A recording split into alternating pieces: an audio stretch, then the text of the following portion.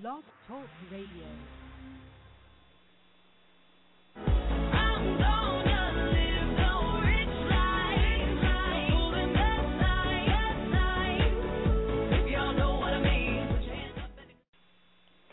Hello, everyone. This is Samantha Hoffman, co-host of The Rich Life. I'm joined by Diane Bucci. Hi, Diane. Hi, Samantha. Hopefully we won't have audio problems this time. Yes, I don't know if we want to regale everyone with the stories from earlier today, but, you just have to persevere. You have to just, between the Blog Talk Radio problems they're having and then, I think I was having some internet problems, and then your dropped calls. It was just kind of crazy there for a while. But and then maybe we're being haunted by ghosts. We don't know. Now we're starting to wonder, but we will get through this. I think Mikey is messing with us, and because right before we came on here, all the noises on Samantha's end, all the little audio extras like the cat's meow and the tongue roll, everything started going off by itself. Yeah, I was checking the volumes because they're so fun, and I thought, well, I'd want to use them, but then after I was done, they just kept going on their own. It's possessed. It's possessed. That's not good. Well, we're just going to start all over from our earlier show as if we didn't even do it, other than we're both well trained now as far as what we want to say. And I just want to start out with you giving us a wonderful recap on the trolling situation. The troller. Well, for those who were not listening last week, I had met a man online, and I went out with him kind of on a steady basis, and then I checked to see if he was still online, and he was. He was still on this dating website. So I basically, I should have had a conversation with him in person, which I didn't. I got ornery and, as you say, feisty, and I sent him a message. Yeah, I sent him a message on his dating website from me, and I just said, okay, I'm going to show myself the door now because I can't deal with this. If you want to date me, you're only going to be talking to me. You're not going to be, searching out other women online. And I kind of got an ambiguous answer from him, which I just took to mean I'm not going to change. I'm not going to change my ways, and so I ended that relationship. So the troller is no longer with me, but he's a very nice man. He just wasn't ready for a girlfriend yet, and I guess that's kind of some of the differences between not just men and women, but differences between people. In my mind, if you see somebody on a regular basis, and especially if you're sleeping with them, you shouldn't be, shopping for other partners. Either you give the relationship a chance or you don't. And I basically asked him, do you want to give this a chance? Because I'm not really looking at this as a serious thing when I know you're not. And when his lack of response was my answer, And so I took that to mean this is not the right relationship for me. And then you had a good week, though, with your guy there, didn't you? My guy friend. I don't know if we want to give him a name. Do we give these guys? No, you don't have to. We don't have to give him a name. My guy friend, Yes. Your guy. We don't want to anger the relationship gods and jinx anything. I did have we really talked last week about empowerment, and that can mean many things. We were kind of touching on being true to yourself and doing the things that you need to do instead of always kind of pulling back. And sometimes we do this out of, we may have a gentle personality about us. We don't really like drama. I know I don't. I was raised with so much drama. I tend to pull back and I do a disservice to myself and to the person I'm with. So, this doesn't mean I couldn't be dramatic probably if I tried really, or aggressive. It's not about that. It's just kind of about putting more of your true self out there. And, and I did, and he did, and now we're kind of bouncing it back and forth. And right at the moment, and I hope the moment lasts quite a while, we're doing pretty well. We've kind of, we're letting the walls down a little. We're just kind of, and because I did say that, and that was part of me stating my truth, was if we want to have a healthy future, then we both need to drop the walls a little bit. You can't do that immediately. It goes over time, but we need to work in that direction or not at all. And we both sincerely want this, and so we're giving it a go, and we're going to see what happens. And he's definitely been showing me his better self, and I hope I'm doing the same for him. So in that respect, mine was good. But, I wanted to say that on that trolling thing is I think, people are getting more and more insecure, and I wonder, and I think we're going to do an episode about this, but the online dating kind of feeds into that insecurity.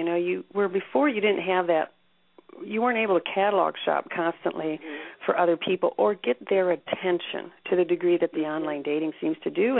And when people are feeling a little bit insecure with themselves, scared maybe of a relationship or whatever it might be, they turn to that to kind of feel infused with this attention, but then it gets addictive, and that's what you've kind of coined the term trolling. They become serial trollers. Right. I think he was addicted to shopping. I don't think he was actually going out with other women. I mean, he told me he wasn't, and he really was an honest person, and he was very sincere. But the fact that he was driven to shop, concerned me because, as you said, it's a fear. It's the insecurities, and instead of saying, okay, I'm going to allow myself to be vulnerable and, really focus on this relationship that's right in front of me and really give it a shot, it's so easy to slide back into your fear and say, well, I'm just going to keep other lines in the water in case this one doesn't work out, which is what he had told me that he was doing. He told me, that he thought he was just more into me than I was with him, and he had the fear thing going. And so in his mind, I'm just going to keep this as a backup, in case things don't work out with Diane. Whereas I'm coming from, the perspective of, hey, buddy, if you want me to go out with you on a regular basis, you're not going to be flirting with other women. That's just not okay with me. And that's where I draw the line in the sand. And I, told him, as far as me not, seeming like I was, really into the relationship, it's because of that. It was because I knew he hadn't let go of his online dating options. And so I'm never going to look at a man seriously as a potential long-term partner if I don't think they're looking at me seriously. And I felt like we're just wasting each other's time. We're just kind of putting in time with each other while you're shopping for somebody better, and I will be too, because I'm not looking at you as serious. So it's the online dating has made it so easy for people to, give into their fear like that. And like you said, it's like this large catalog of people. It's like you're shopping for a boyfriend or a girlfriend. And we never had that option before, and so we used to get one partner, one date, and we would give it a shot. Let's see if things work out. But anymore, people, they've got, 1,000 other people online that they can talk to. And so I think it's very easy to sink into your fear then. And unfortunately, that's, I think you let good relationships go sometimes. Right. And, and it has to be very, very tempting for these people who have those, those underlying feelings. It's right there being updated. And so it's like getting that new catalog in the mail where, you've looked at, Victoria's Secret sends you a catalog like every 3 days, and yet, you got to thumb through it and see what new things are offered. You just kind of get in that habit. Well, that's harmless enough, but when it comes to this online dating, it takes it in a very in my opinion, dysfunctional, it takes a dysfunctional turn where, when we didn't have that option, you do. Like you said, you date the person, you give it a go. Your eggs are kind of, other than I suppose if you're out flirting, in your daily life, for the most part, you kind of focus on the person in front of you and you give that a whirl, where now you can end a date and get online and I guess, and see what happens. And, and we really, it's not, I think your stand on that was good because it bothered you. It bothered me, and you had to be true to yourself and do what you needed to do, and that was great because you knew what you didn't want. You knew that's something that you can't handle, and you identified it. And instead of compromising yourself further, you just had to decide this is something I don't want in someone, which actually kind of segues nicely into our topic, which is going to be part of including today's show, a 4-part series on what is a good man. This person is a fine person, but he wouldn't work for you while he's still showing those things, while that behavior's still there. To know what is a good man, we have to know what it is we want but almost more importantly, we have to know those things that we don't want. Right. And you hear people say that all the time, what I always ask people what lessons they've learned from things, because that's what I'm always looking for is when something painful happens to me, I go, okay, what lesson was I supposed to be learning from this? What am I supposed to get out of this to grow me as a soul? And a lot of people will say, if I hear people lamenting about their ex-wife or ex-husband or, ex-boyfriend, whatever, and I'll say, well, what do you think you learned from that relationship? And, probably seven times out of 10 they'll say, well, I learned what I don't want. I learned what I can't live with. And and we joke about that, but that's so true because we meet people and they may have qualities that are different from ours that we find intriguing, and yet after we live with them for a while, we realize that's not going to work for me. And so next time you meet someone with that same quality, you may admire it. It may be an admirable quality, but it may be one that you can't really live with for with your partner. I mean, like I know some people are they look at me and they say, well, you're so free-spirited. And at the time, they think, they're giving me a compliment. It's like they think, oh, I'd like to be like that. Then once they're with me, dating me, they realize they don't want a girlfriend who's free-spirited. They liked that in me initially, but that's a quality they really can't live with. And so, there's qualities like everyone, that you may love, but you realize you can't live with that. And once you start narrowing that down, then you really start refining your vision of, okay, what do I need to have in a partner? What do I want to live with? Exactly, and that's where, we had a, for those of you, most everybody, who don't know, Diane and I do this show by remote conferencing, and so we're actually about 1,300 miles away. But we met over the week, and we were able to do some wonderful meetings together, which won't happen often, but it was wonderful. We discussed the first show, which was a great success. I think that surprised you just as much as it surprised me. And thank you, everybody, for listening. We were surprised by the numbers. And then we kind of, talking about our own lives, kind of led into these shows that we're wanting to do, where we're wanting to say, what is a good man?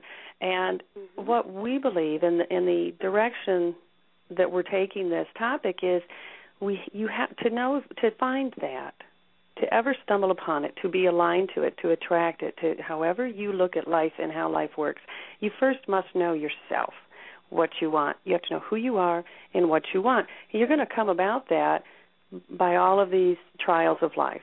And, even in my divorce, I had a very bad divorce, lasted 3 years, and right as that was starting, and they're usually pretty bad in those very first days of a divorce, and as I said, I don't usually ever raise my voice. I don't feel it's needed. I tend to look and think, what's going to come out of this? Nothing, so I don't usually do that.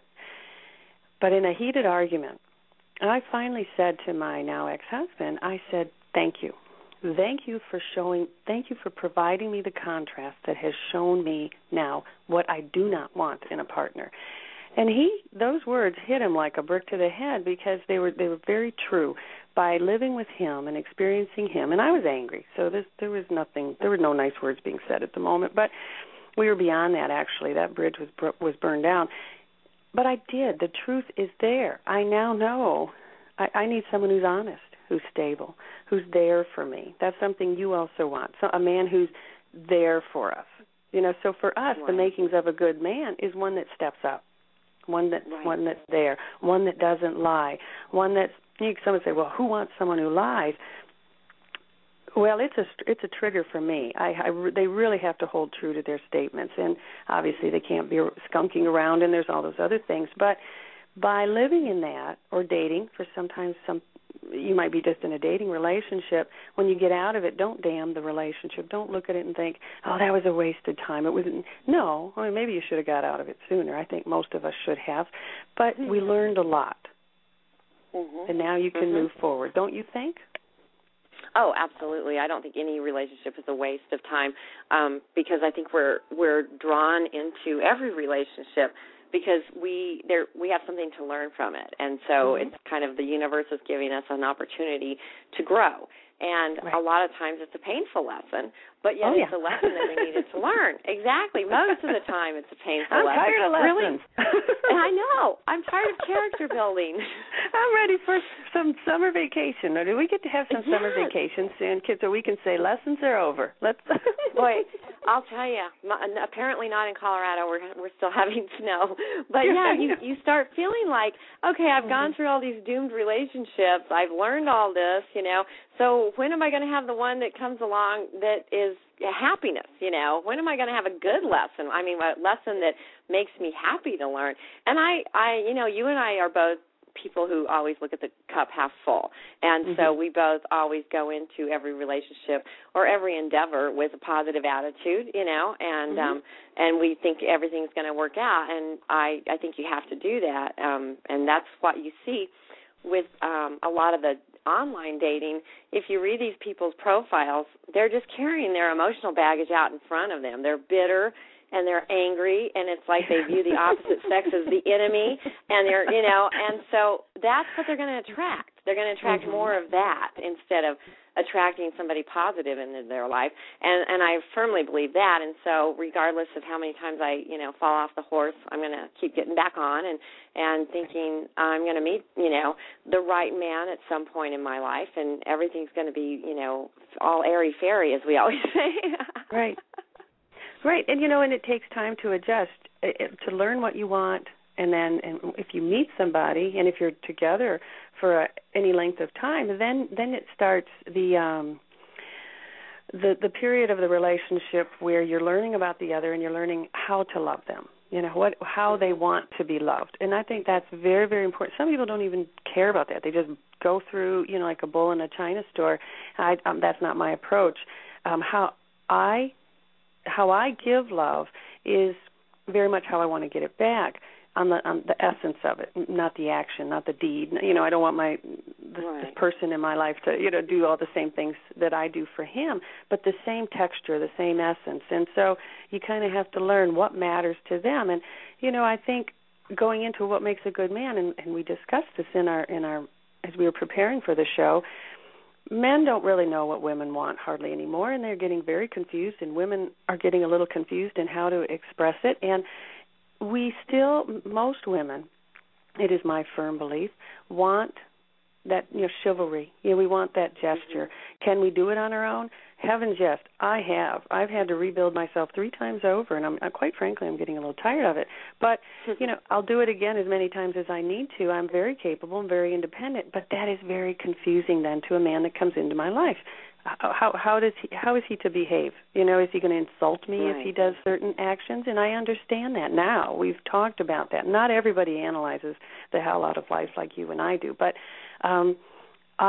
and that's why we're trying to share with people, because that is how we do analyze things. Every time this person, let's say, opens the door for me, just simple gesture, but every time he steps forward in front of me to open a door for me, I smile inside, and I smile on the outside, and I tell him, thank you. Every time you do that to me, it's like you're handing me a flower. You're saying, I care about you. I cherish you. Can I open that door for myself, Diane? Yeah. But it's so sweet to have this man do that for me. But men are kind of getting at this point in life where they don't really know, do they do those old school chivalrous moves, or are those insulting to women?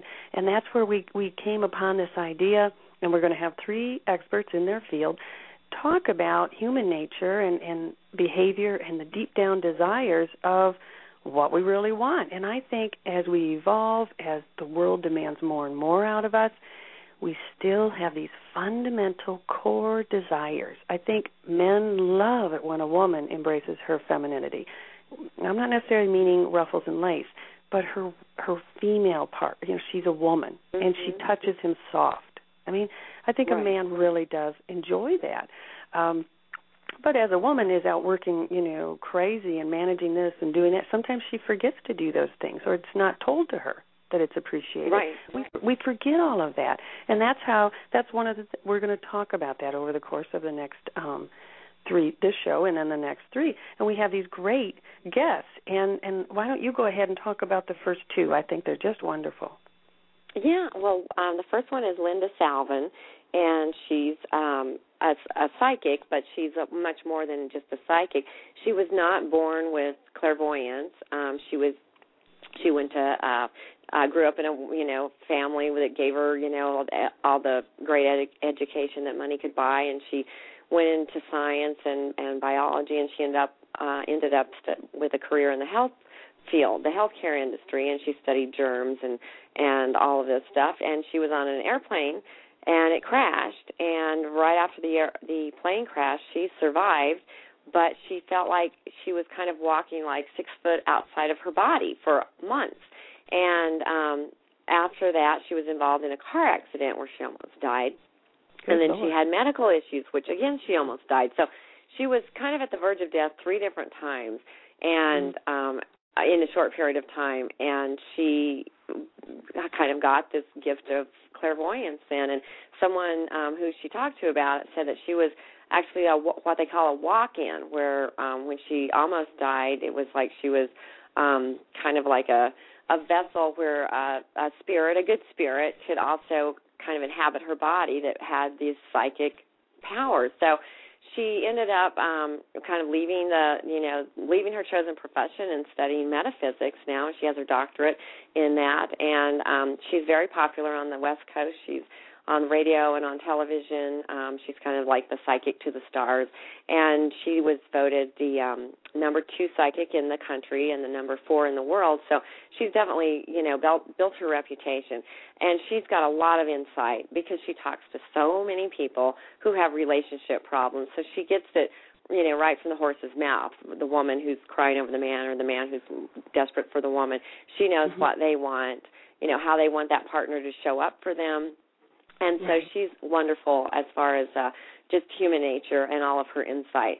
Then our other guest is John Osborn, and he's been career with military and government. He studies human behavior because of his profession, and he's very, very insightful as far as what makes men and women tick. What do they really what are their motivations? What do they really want? And we've had very in-depth conversations about that. He says, women want to feel safe. They want to feel secure. They want to trust their partner. They want to know that their feelings, their financial welfare, everything is safe and entrusted with this partner. And regardless of all the women's libers, we want to be treated equal. We still want that knight in shining armor. We still on some level, we want that strong man who we view as being stronger than us. And that's what's so confusing for men, because in our generation of men, we've, been drilling this in. We want equality. We want to be treated the same as a man.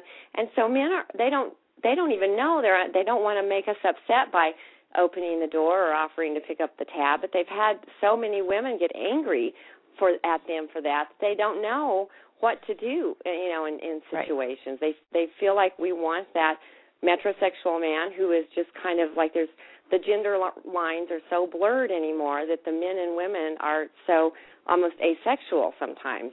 There's not, you can't tell where the line stops, where one ends and the other begins. And so it's confusing for men as well as women. Well, I agree, in the equality, when we really break it down, I think what we really want, I hope what everybody wants, I know this is what I want, I think it's what you want, we're equal as human beings.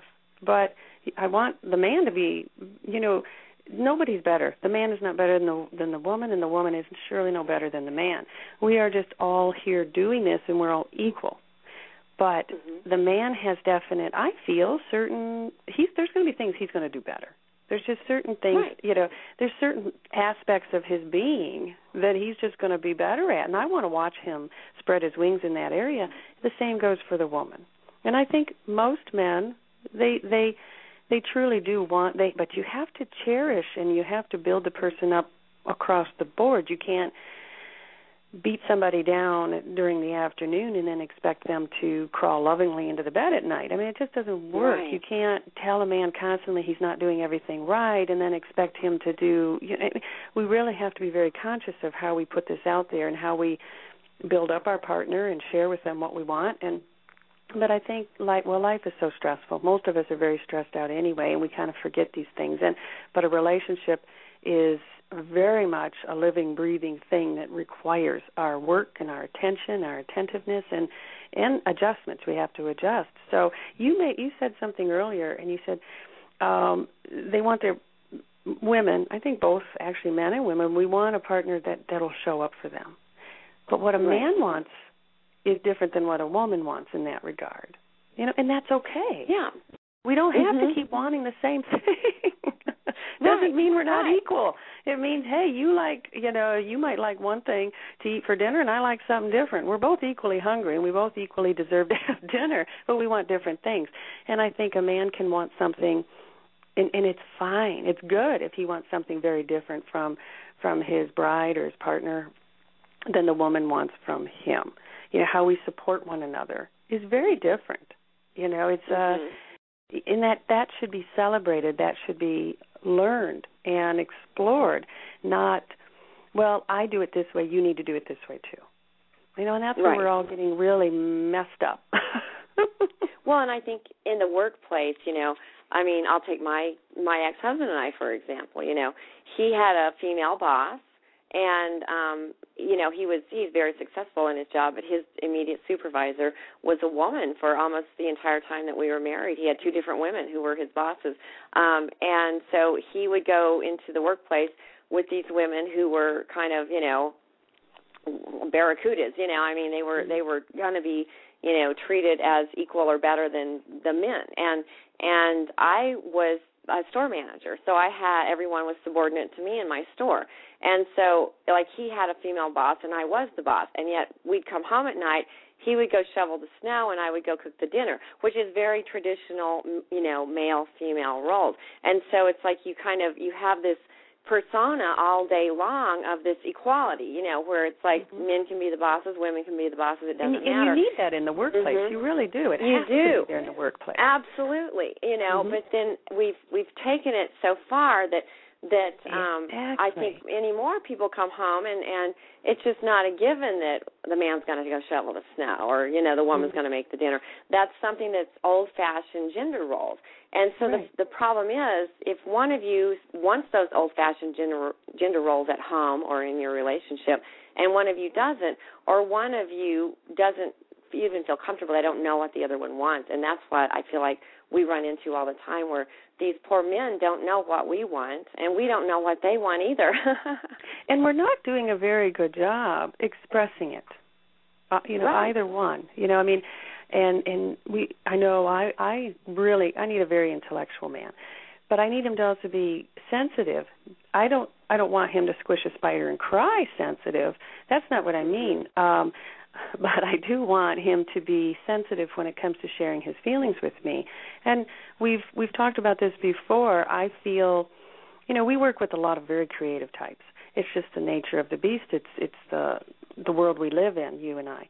And so but someone who can speak beautifully all the time. Just these beautifully crafted sentences. They're wonderful. They're wonderful. But in my opinion, what is 10 times more beautiful is the man who doesn't say that as easily and maybe fumbles a little bit as he's trying to share what's on his heart. And because he's not doing it all the time. That is a sensitivity to me that is just breathtaking. Is it something you'd see in a novel? Well, maybe. It depends. But it's not necessarily like those beautiful lyrical words, but they hold a certain kind of singular beauty all of their own. And they're a man who has to be stoic so much during his day, maybe because of his career, but who offers that during his private moments with his partner. Well, that's wonderful. That's part of, for me, the makings of a good man. For everybody it's very, very different. But you also have to kind of express that, or when it comes out, share, I really appreciated that. I find that beautiful. You bring it back around. You say to the other, when you said this to me, I liked that. or when you did this for me, I liked that. You know, we're kind of afraid to even talk anymore. And maybe we're looking for this perfect person to come in, and with online dating, you know, we're like, it's going to all of a sudden show up and they'll be like glowing like a halo over their head. But, you know, right. I think really, you know, you kind of, once you're in it and you think this is they have the underpinnings of, I think it might work. And then you go in that direction, and then you kind of have to keep, you know, working on it and unearthing it. And if it doesn't work, if you're not aligned and it's just not there, you just, like you did, you say, okay, this isn't working. You know, I'm not going to deny it. And you move on. You let everybody go and find what they need. Yeah, and that's something I have learned, is to let go before I'm so invested in it that it just destroys me to let it go, you know. Right. And that's something I've just learned with over time, to realize right away, this is not going to work for me. There's an aspect about this relationship or something about this person that I know I can't live with this, you know, situation, and get out now. You know, get out now before my heartstrings are totally grown onto this person and it's going to really destroy me to let them go. Right. And that's something I've just learned as I've gotten older, because and pay attention when I was to those younger. Right. Yeah, you've said it before. These things, when they are shown to you early on, they usually don't go away. You've said that, and that's very true. Oh, yeah, those little red flags that you have early on, they're the look of some big red flags to come, you know, normally. I mean, you see them and you want to... With the flag poking through. Exactly. The flag is there. You know, it's like, there. That flag is there, honey, if you just want to take a peek at it, but it's still planted firmly in the ground, you know. And that was, you know, something like I saw with the guy who was, you know, shopping online for women all the time. I didn't care that much about him at first. I mean, I wasn't, you know, invested in him, and so it didn't bother me. I figured, okay, I don't care that much about him, and so that's fine if he wants to do that. You know, he deserves to do that. But then after I started, you know, warming up to him more, then it started bothering me. But, you know, hey, that red flag was there from the very beginning, and it was just my choice to ignore it and say, I don't really care. So you always have the red flags, and in their behavior, you always have the red flags, whether they're going to show up for you or not. You'll see it early on. They'll cancel plans. You know, they won't return your calls. They'll do all those little things that kind of push you away and put distance between you. And when you see those red flags early on, that's usually the look of things to come. Right, or their story doesn't add up. Yeah.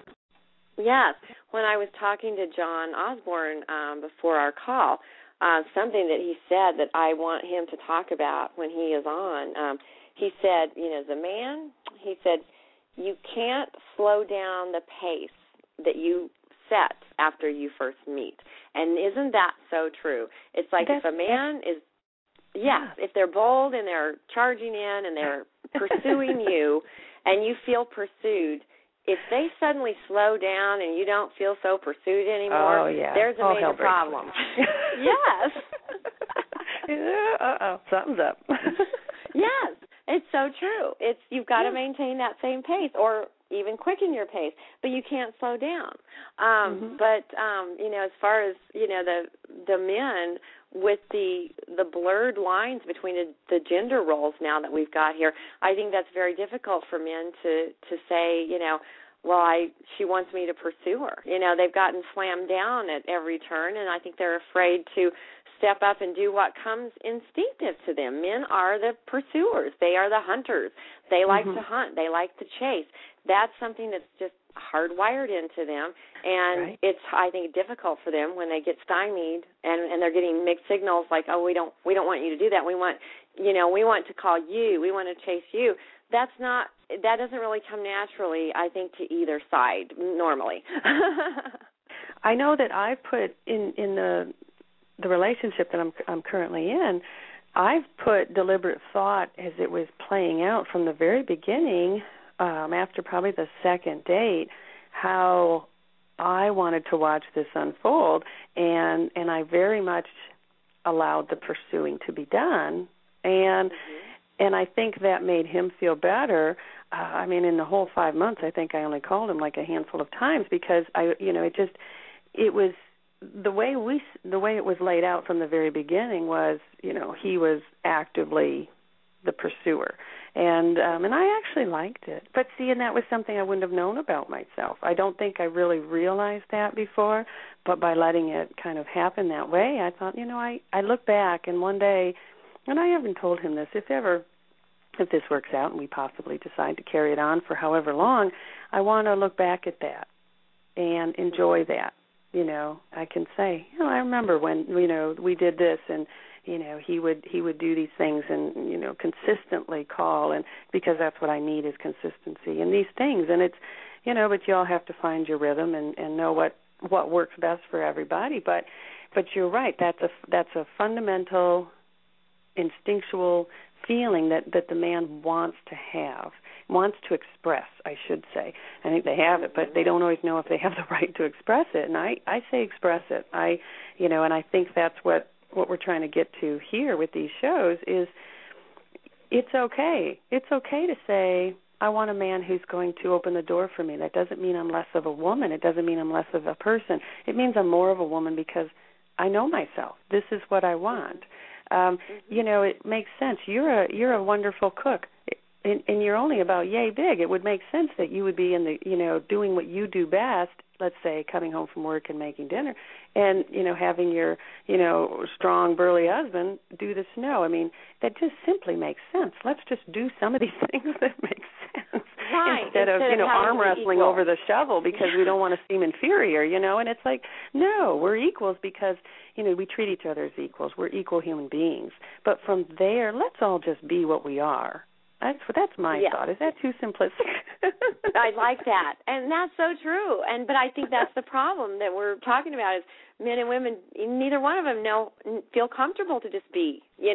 Sometimes you even start second guessing yourself and saying, "Well, what am I really?" Because here I am. I'm the breadwinner. I'm the single parent, or whatever it is that you are, and you're wearing 10 different hats all day, and you come home and you're like, Am I a woman? Am I a mother? Am I a man? I mean, what am I? And then what know. capacity? I know for me, let's say as a lover, well, I have to feel very cherished and taken care of. For me to open up that side of myself, and that's not going to happen unless the man in my life is doing certain things, and it'll shut down if those things stop. But that to me seems very natural, and I think that's true with a lot of women. But when we say be yourself, be what you are, it's not I'm going to guess, 1950s version of the man who just, is greeted with a martini when he walks in the door. Mm-hmm. No. Your true self. It's like I want the man to kind of every once in a while be a man, kind of step forward and show me that wonderful beauty that only men have. They have things that are just astounding, and I'd say let it shine. But the same rings true for women. Nobody should look at themselves as less than and hide those sides of themselves. And I want to make sure that I talk about our third guest before we run out of time. Yeah. Because I'm very excited because on our last show, the fourth show in the series, we are going to be joined by Dr. Smith, who is a plastic surgeon. And here we're saying your true self, we're talking about that. I'm going to, admit, for years now I've had Botox.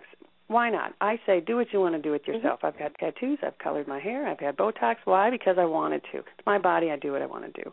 And I say everybody should do that. But we have to look at why are you doing it? Are you good with yourself as is? And you're just. I always looked like I was perpetually angry because I had this German. Scowl going on. My children would come and say, "Oh, Mom, are you mad?" And I wasn't. I was happy. And so I went and got Botox to change that because it was just a genetic thing that kept me constantly in this scowl kind of a look. Like I didn't want it anymore. Yeah, furrowed brow. I didn't want that. It wasn't a representation of who I was. So I think, that's why I did it. But, people do it for many different reasons and all different kinds of surgeries. And Dr. Smith is going to be talking about how men now are choosing elective surgery and why. That's what we want to know. Why? Are they doing it because of the insecurities that women so often feel? Are they doing it for what reason? And also, in talking with him, as I have numerous times, he has said, there are times when he has said, no, I won't do this surgery. Or he has seen where a man has, he's kind of influencing the woman to enlarge her breasts, do something. And he has the man step out of the room, and then he wants to consult with the patient one-on-one in privacy. And I think that's a wonderful sign of his integrity. And I want to get to the bottom of that. Like, what at the level that he would know, and this is something that we wouldn't know, is the emotional aspect that goes into some of these decisions to change our outer self. I think if you're doing it, you can do it for the right reasons. Change whatever the heck you want, I say. But then there's also the wrong reasons. And I want to get into that with him and get his input on that, and the fact that men are doing so many of these things as well. What do you think on that? Oh, I think I agree, and I think with men it's because it's such a youthful-oriented society, even in the workplace. If a man looks older, he's not going to get the job offer. And so, and the same applies to women, but I think, the whole society is so youth-oriented now that people sometimes feel like they're pressured to look younger if they want to get that promotion or if they want to get a date or whatever. So with men, sometimes I don't even think it's that they're not comfortable in their own body. It's that there's a reason outside of them that they're going, I'm laid off and I need a job, and I'm not going to even get anybody to look at me unless I have black hair instead of gray hair. And so you see that happening, unfortunately, And that's a very real reason. And I'd like to know too, when he does these cosmetic procedures on people, do they really have a better sense of self-worth after it? Do they feel good about their outside, but does he feel like it really gave them some self-esteem on the inside, especially if it is like a woman whose husband is wanting her to have breast enlargements? Is that really going to help her in the long run, or is she going to feel worse about herself in the long run because she yielded to him saying, I want you to look a different way? So I'm very curious to ask him some of those questions. That'll be good. And I know you and what I was just going to say, she yielded to him because she wasn't good enough. And I have to imagine that was a deep-seated feeling. If he's wanting her to make this change with her body, it's one thing when she decides for whatever reason, but if this man wanted it, that it had to make her feel like she wasn't good enough. And I'm curious about those kind of situations. What were you going to say? I was going to say, when you and I met at the Book Expo of America, because we both had our books on display, and we both, I remember, yes, in New York City, we were both standing there looking like, the little country girls probably from, who were in the big city. I remember we were both looking around feeling like we don't fit in here, because the Which whole is genuine. That was what it felt like. The big publishing industry, which there's a lot of genuine people in the publishing industry, but there's also a lot of sharks, and so we felt that right away. But okay, I'm sorry. And some of the people we were around, Oh yes, I remember some of the people who were around. Yes, we were looking at each other, and we just gravitated towards each other because we realized we were a kindred spirit there, And we're we looking are at kindred spirits. Yeah, our lives changed in the same year. Our lives took this path in 2009. Yeah. So that was no coincidence. Completely. No, I don't think so either. I definitely think we were brought together that day when we first met, and I will never forget that because we were standing there looking at all these people who seemed so superficial, some of them, and we're just shaking our heads going, we don't belong here. Right? Yeah, it was crazy. But it was a great experience, and, there's all different kinds out there. And I was at the airport just recently, after spending time with you, and I saw a woman sitting alone by herself, and she had so much work done. And I had to wonder, I wonder if she's happy. It doesn't matter to me how much work you have done, but something about her energy made me think, no. And I'm just, because we're all struggling with that. We need to be happy inside, and then I do whatever on the outside. But and we're going to get to the bottom of all that over the next 3 weeks. Yes, this will be great. I'm excited. We're going to sure as heck try. Yes. Well, thank you, everybody, for joining us. This has been fun. This has been great, Diane. Thank you for co-hosting with me. Thank you, and we didn't even lose any reception, which is just wonderful. Blog Talk I can't believe the gods it. are with us this Mikey afternoon. helped us, maybe. Maybe Mikey helped us. So for that, I'll give a fun noise here, and we'll leave on that note. Very good. Okay, bye-bye, Diane. Bye-bye.